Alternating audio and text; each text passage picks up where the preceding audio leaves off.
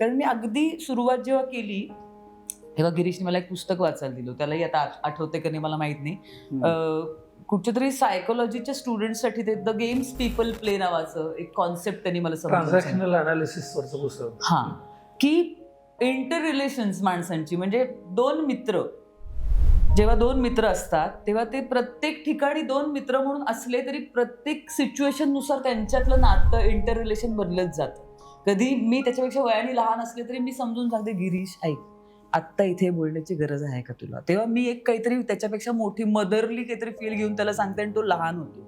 एकाच वयाचे मित्र असले तरी कधीतरी तो एकदम काहीतरी वेगळ्या ह्याने येतो आणि माझ्या वेगळ्या पद्धतीने मला अप्रोच करतो. तर त्या दोन माणसांची कॅरेक्टर्सची एकमेकांमधली सीन नुसार नाती बदलू शकतात, अशी ती कॉन्सेप्ट होती.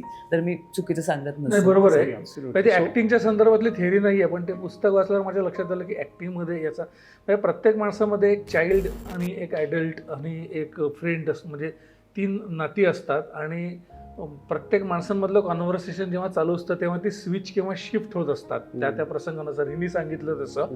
आणि माझ्या लक्षात आलं की सीनमध्ये सुद्धा तसंच होतं बऱ्याच वेळेला. म्हणजे याचा वापर दिग्दर्शन करताना त्याचे जे पॅटर्न आहेत ते ठरवताना मी कधी कधी केला. सो बेसिकली ते नाटकाविषयीचं किंवा अभिनयाविषयीचं ते सायकोलॉजीचं वरचं पुस्तक आहे, पण त्याचा असा वापर करता येऊ शकेल.